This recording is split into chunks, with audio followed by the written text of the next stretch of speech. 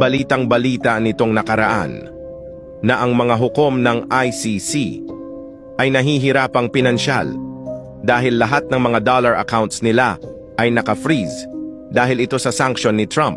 Sinabayan pa ito ng arrest order ng Russia sa mga member judges ng ICC. Ngayon, pag-uusapan natin ano ang tingin ko dito at kung bakit yung mga kumag na puring-puri sa ICC ay tahimik ngayon, gaya ni Trillanes, De Lima at iba pa.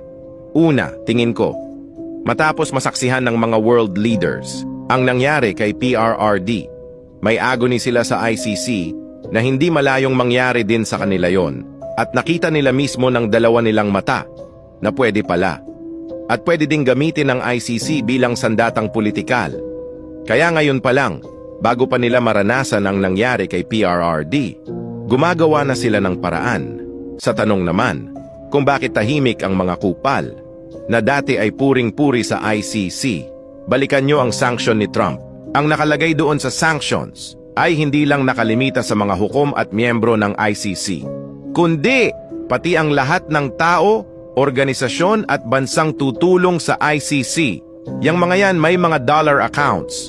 Natatakot sila ngayon na pati mga accounts nila ay ma-freeze na rin. Tingin ko dito, gusto ng mga superpower nation na mabuwag ang ICC ng tuluyan. Sa totoo lang wala naman silbi ang ICC, isa lang yang organisasyon na namemera sa mga pobreng mga bansa.